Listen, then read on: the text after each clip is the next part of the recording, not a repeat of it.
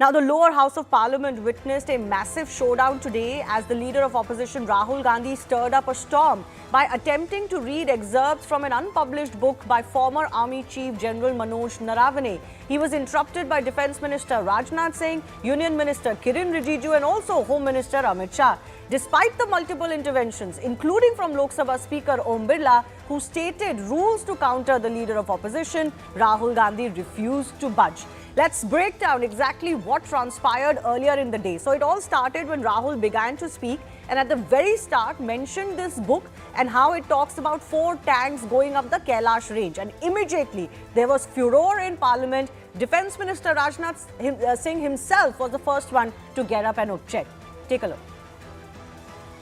100% authentic के माध्यम से ये पूछना चाहता हूं लीडर अपोजिशन से जिस Sir, Rajnath Singh is getting exercise because his name is going to be spoken just now. प्रकाशित हुई है या नहीं हुई है, केवल मैं एक प्रश्न का जवाब इनसे चाहता हूं अध्यक्ष।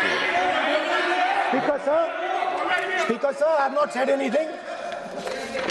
So these are the memoirs of General Naravane, in which अध्यक्ष महोदय, पहले ये बताएं वह पुस्तक प्रकाशित हुई है कि नहीं हुई है? नहीं हुई है तो किस पुस्तक से वह उल्लेख कर रहे हैं उसकी जानकारी सदन को दें। As you heard, Rajnath Singh along with other NDA ministers kept insisting that Rahul should first clarify whether the book has been published or not, and if not, how can he even quote from it? Listen to what some other ministers said. विवाद leader opposition ने ही समाप्त कर दिया है। वो स्वयं कह रहे हैं कि पुस्तक प्रकाशित नहीं हुई। उन्हें स्वयं स्वीकार किया कि पुस्तक प्रकाशित नहीं हुई है। अब जो पुस्तक प्रकाशित नहीं हुई है इसका जिक्र सदन में कैसे हो सकता है? और प्रकाशित हो तो भी नहीं कर सकते। Point 349(1) shall not read any book, newspaper or letter except in the satanic versus ban कर दिया इस कांग्रेस सरकार ने और उस पर चर्चा नहीं किया। हमारे अडवाणी जी और अटल जी चर्चा करना चाहते थे, वो चर्चा नहीं कर सकते sir. Rahul was eventually forced to make a U-turn where he finally accepted that he's quoting an article on the book. Listen at what transpired. Magazine quote करेंगे सर। मेरे हाथ में एक मैगजीन है, उस मैगजीन में आर्टिकल है, उसको मैं कोट कर रहा हूँ।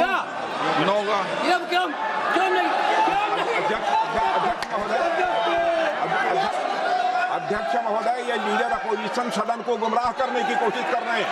मैं आपसे अनुरोध करना चाहता हूं इन्हें किसी भी सूरत में यह बात बोलने की यहाँ पर इजाजत नहीं दी जानी चाहिए। मैं आप सबसे अपेक्षा करूंगा कि हम सब सदन की गरिमा को बना रखें, मर्यादा को बना के रखें। और मैंने पहले भी कहा है कि नियम, प्रक्रिया, परंपराएं, नो रूल्स सब सदन के लिए रूल होते हैं। It was a scene of utter mockery. Despite repeated reminders from the speaker that the rules don't allow the mentioning of an unpublished book or a newspaper article or magazine article, Rahul kept mentioning this said portion. Listen into this hilarious exchange between the two. बोलना की इजाजत है, नियम प्रक्रिया बोले और जो विषय का रूलिंग अध्यक्ष ने दे दी है उस लिंक की पालना करें। आप चाहते हैं कि मैं इस किताब को, इस मैगजीन को कोट ना करूं? बिल्कुल। तो फिर मैं डिस्क्राइब तो कर सकता हूं। नोट डिस्क्राइब नहीं कर सकते।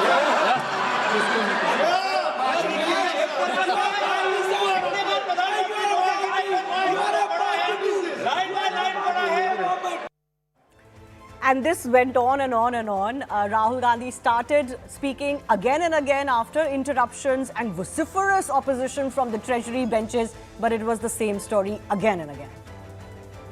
इसमें क्या लिखा है जिससे ये इतना घबरा रहे हैं कि मुझे ये पढ़े नहीं, आप पढ़ने नहीं दे रहे। सदस्य कोई घबरा नहीं रहे आपसे। इसमें मैं आपको सदन में गलत तथ्य और गलत तथ्यों को पेश करना वो ऑथेंटिक बात है। Sir, if they are not वो नियम scared, प्रक्रिया की बात कर रहे हैं। sir, घबरा नहीं रहा किसी से। sir, if they are not scared, they should allow me to read it. Yes. Why are they scared? मैंने इस विषय पर व्यवस्था दे दी है कि कोई भी पुस्तक, कोई भी अखबार, No, sir, no connection. No, There's the rule is कोई very clear. करेक्शन नहीं है। The speaker cannot do it, sir. The rule is very clear. आप अध्यक्ष की रूलिंग को चुनौती नहीं दे No, सकते। listen, आप कोई चुनौती नहीं देना। देश की सर, आपने रूलिंग कर दिया। होती है, अब ध्यान रखना आप, ठीक है ना, जब भी सदन चलता है। It didn't end there. There were also attempts by Rahul Gandhi to raking the name of the Prime Minister or the Defence Minister or other ministers, talking about quote-unquote their character, and it all completely boiled out of control. Speaker at one point even made it clear to Rahul that he cannot mention anything that is not directly related to the President's speech because this was motion of thanks to the President's address. आप सदन में वेदान कर रहे हैं, अध्यक्ष की ruling की पालना नहीं कर रहे, अध्यक्ष के निर्देश की पालना नहीं कर रहे, ये भी आपके लिए उचित नहीं है माननीय सदस्य। सर आप एक काम करिए, आप मुझे बता दीजिए क्या कहना है मुझे। Yeah. मुझे अच्छा, तो एक मिनट बैठे हैं आप।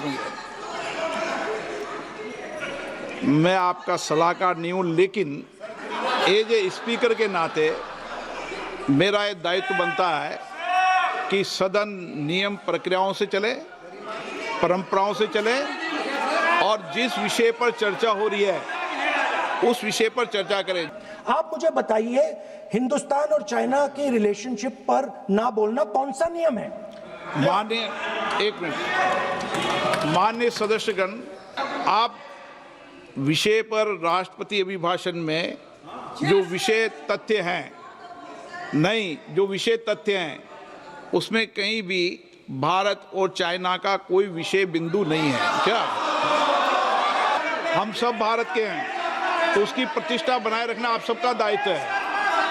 आप इस तरीके के तथ्य नहीं रखें जिससे कि देश की प्रतिष्ठा कम है, ये अपेक्षा तो की जाती है आपसे।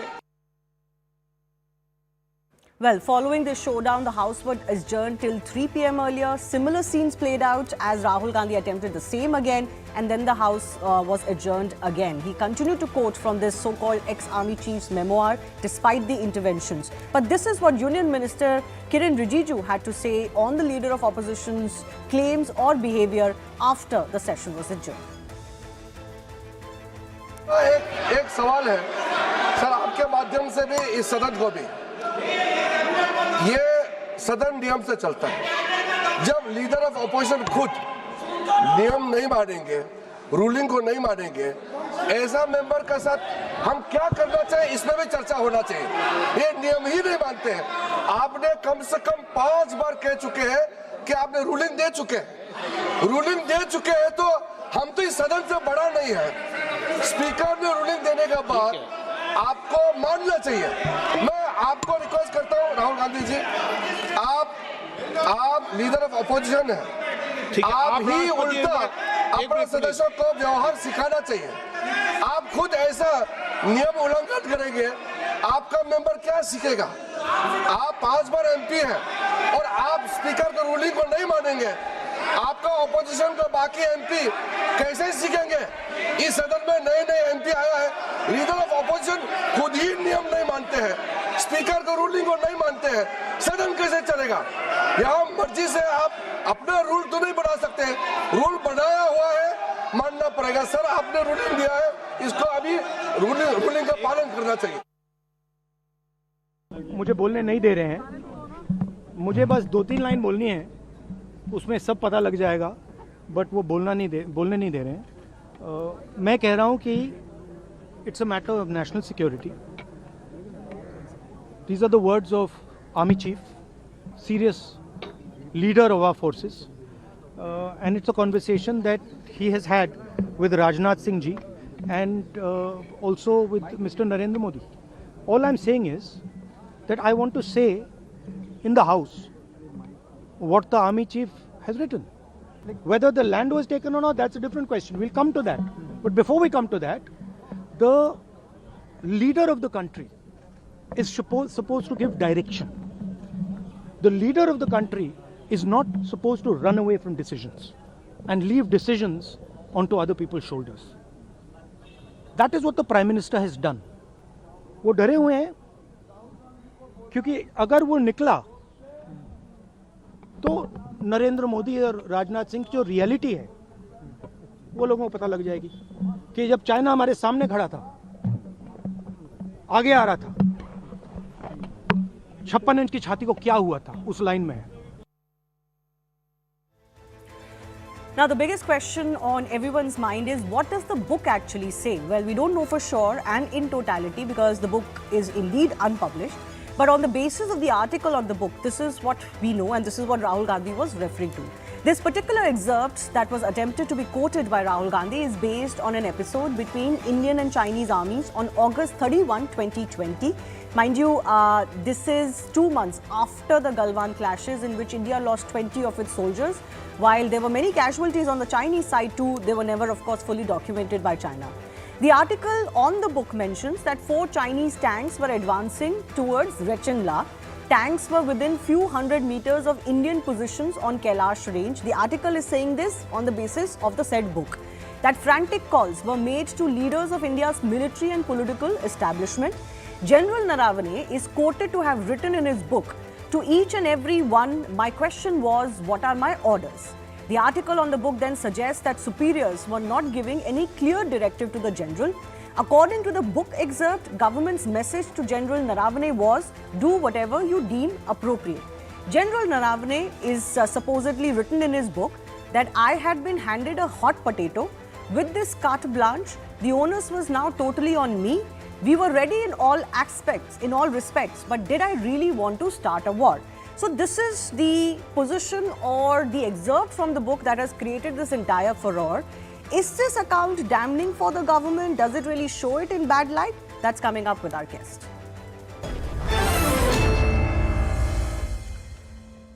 Abhijit Iyer Mitra, Senior Fellow, IPS, is now joining us on the show. So Abhijit, apart from what transpired in Parliament, my focus is on the excerpt of the book itself. Is it controversial, according to you, this whole episode that happened on August 31st, 2020, General Naravane supposedly detailing in his book and seemingly suggesting that he wasn't getting any clear political direction on what to do? No, not really. You see, the government can't micromanage. Is he meant to take military decisions, or is the government meant to take tactical decisions on the ground? There is a bunch of tanks going up, and the government says, "Jo aap uchit samjhen kijiye." Now, remember, this happened. We're talking about happening in August. The clashes had already happened 2 months prior, in which 20 of our jawans got killed in June. So the government had already taken all the necessary steps and it had left the tactical decisions up to the commanders, which is exactly where it should be. Notice, it is not the general saying, "Oh, I was thrown in the deep dark." It is the person who is writing the article in Caravan who is claiming that Naravane was left in the on the deep end, not knowing what to do. Ultimately, what happens in the entire thing? Naravane takes the decision that he's going to push his tanks up first. So they reach up there first, they stare down the Chinese and the Chinese withdraw. So he took the right decision.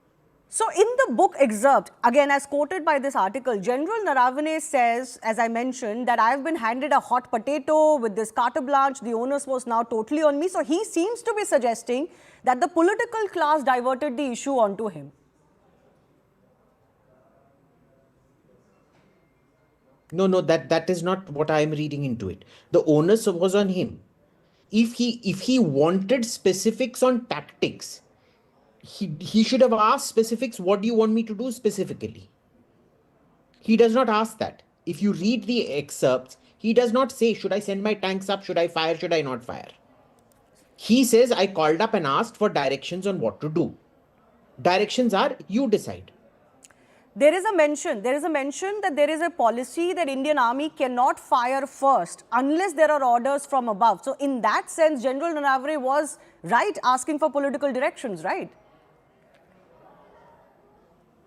In the Eastern Front, yes, not in the Western Front. In the Western Front, the commander is entitled to take his own decisions.